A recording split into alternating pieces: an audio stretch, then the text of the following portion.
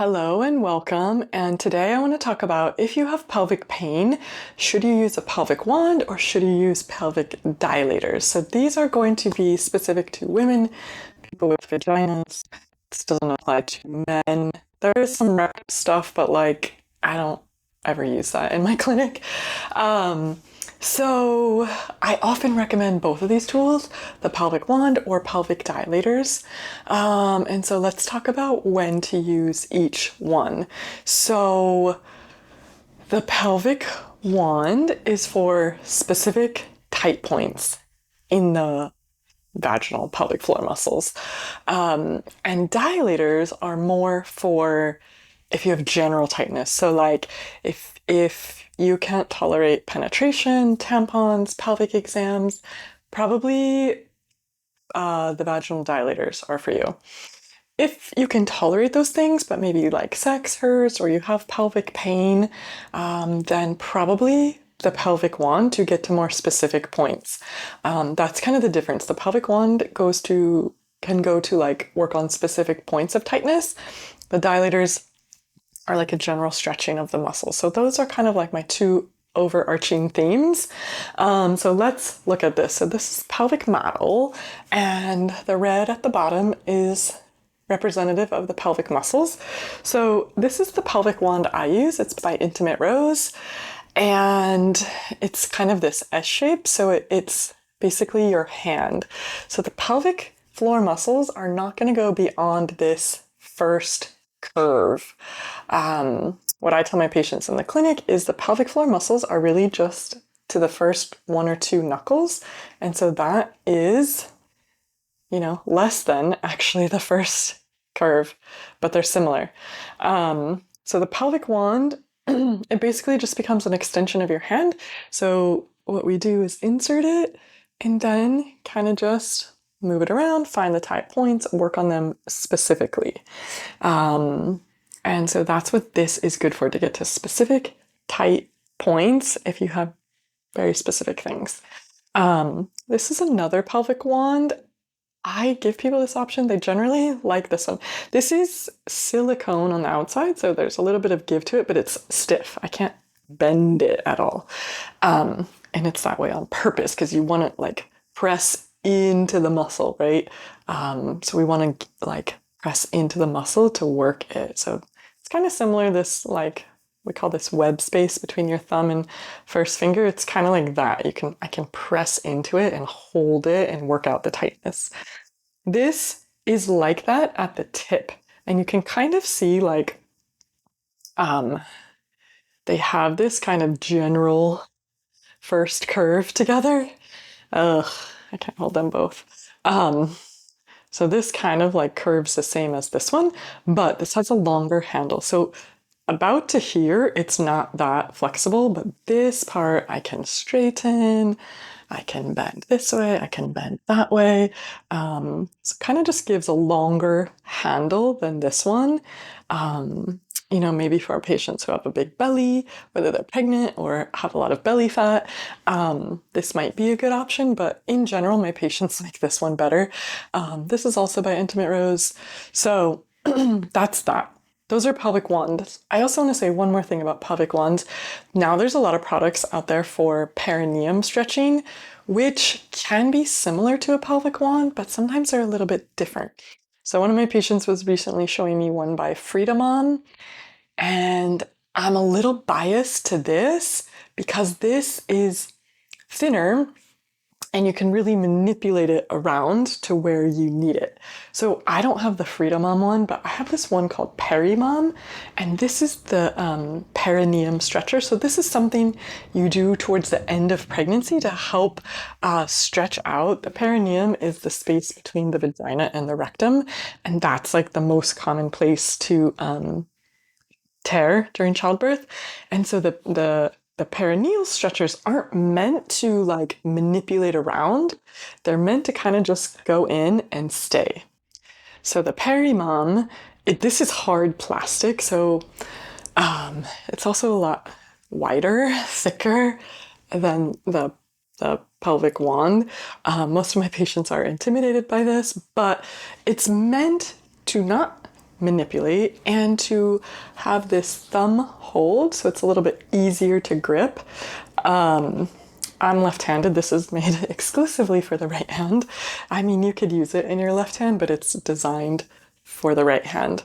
But all this is supposed to do is just, you put it in there and then it's just pressure straight down. It's a little hard to see, but it's just holding pressure there, not really manipulating. So that's kind of the difference between pelvic wand and certain perineum stretchers.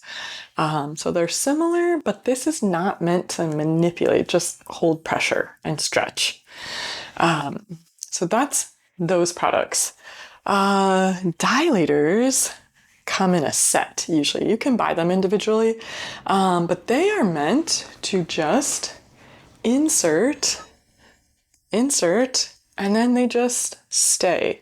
And so these are giving a general stretch to the pelvic floor muscles.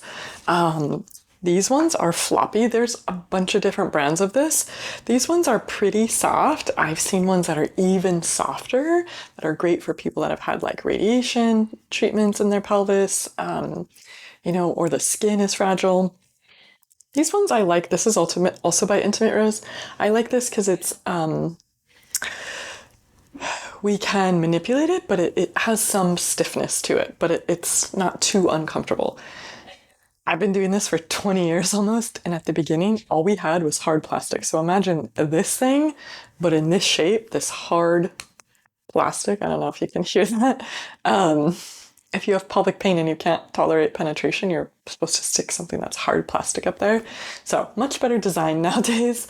So this is some of them from Intimate Rose. So usually, dilators come in a set of different sizes where it gradually increases, and usually it's different colors of each one. I like this Intimate Rose set because it has this tiny, tiny dilator, which is a great one to start with if you really can't tolerate anything. So it's the size of my finger. So this is, if you can tolerate one finger, you could tolerate this. Whereas a lot of other sets don't start that small. And some of my patients, I'm like, I just have them buy this one. And I also, on the flip side, some people that don't have a good strong squeeze, like they can do a Kegel. So a Kegel is a squeeze and a lift. But some people, it's like the lift is strong, but the squeeze part isn't strong, and maybe that's why they have bladder leakage. I have them buy this tiny dilator so they have something to practice squeezing around. So it's good for kind of both of those. There's another brand called Soul Source. I like this brand too. They also make dilators. I think this is from a medium set, so it doesn't have their smallest one, but these ones are also silicone. They're made in America. I like that. It's a LA-based brand. Also flexible. So it's great. I like this brand too. Silicone is body safe. It's a little better than plastics. Now there's a lot more information about microplastics in our environment, so we probably don't want to put plastic into our vagina. Yeah. So anyway, I like these ones. Soul Source is a great company and product. They don't make a pelvic wand, but they also make stiff dilators for people who've had vaginoplasty surgery, and they need a different kind of dilator. These are people they were born with a vagina. But yeah, if you have a vaginoplasty surgery, you need a different kind of dilator. That Soul Source is the only company I know that makes the stiffer dilators for that surgery. So that's like a different protocol, but same idea. We're trying to maintain or increase the space in the vagina to decrease the discomfort with sex and with pelvic pain, things like that. So that's kind of the difference between dilators and pelvic wands, and also kind of perineum stretchers. So if you can't tolerate penetration, probably dilators. If you can tolerate penetration, but it hurts, probably pelvic wand. I do have affiliate codes with these. I will put them in the description below. Um, I'm biased to these because I like them. I know the companies, I trust them. There are definitely cheaper versions on Amazon, but again, thinking about microplastics in our body, and now we're learning the effects on our health, maybe part of infertility, maybe part of cancers, maybe part of a lot of health things that we're seeing. I would not recommend putting plastic in the vagina anymore. So this is one place like maybe you want to spend a little more money. Dilator sets are a little more expensive. They're like, these two brands are around like 100 something dollars for a set that usually comes with like 4 or 5 dilators. Individual dilators are like 20, 30 bucks, depending on the size. This pelvic wand is between 30 and $50. There's a few different, there's like one that vibrates. There's one that you could make it hot or cold. So those are some options with this. And then there's just the standard one. So again, vaginal products, I would really recommend looking at the material. Silicone is body safe. You can heat these up. You can boil them. I'm not sure about this one because I'm not sure what's in the middle. I wouldn't boil this one, but these ones you could definitely boil for sanitization. But on your own, in between uses, you just really need to like either of these just wash with soap and water and try to use a non-fragrant soap. Yeah, but that's it. So I hope that helps. I will put some links below.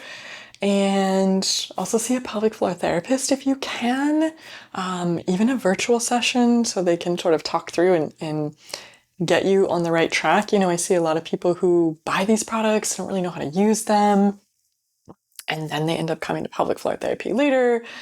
And that's part of it. Like both of these companies are great. They have videos on their website and instructions, but really see a pelvic floor therapist first. If you have these, bring these to your appointment. But like I said, even a virtual session, like talking with someone, I can sort of guide them one way or the other. And also it's, are you going to use it, right? Like if you're not going to use it, don't waste your money, even whether it's a little or a lot, right? So I love having these products in my clinic to trial them. In the clinic, obviously we use condoms and a lot of sanitation. But I always want to trial it with people to see like, can you use it? Does it feel helpful? Or would you do this at home before you're spending more money on things that you wouldn't necessarily use at home? Okay, if you have any questions, leave them below. I would love to hear your questions on this and I will try to respond to them. And you can also book a virtual or in-person session with me if you're in Southern California, but virtual from anywhere. And we can figure out how to help you. You don't have to live in pain. That is like my primary goal for people. You don't have to live in pain. There is help.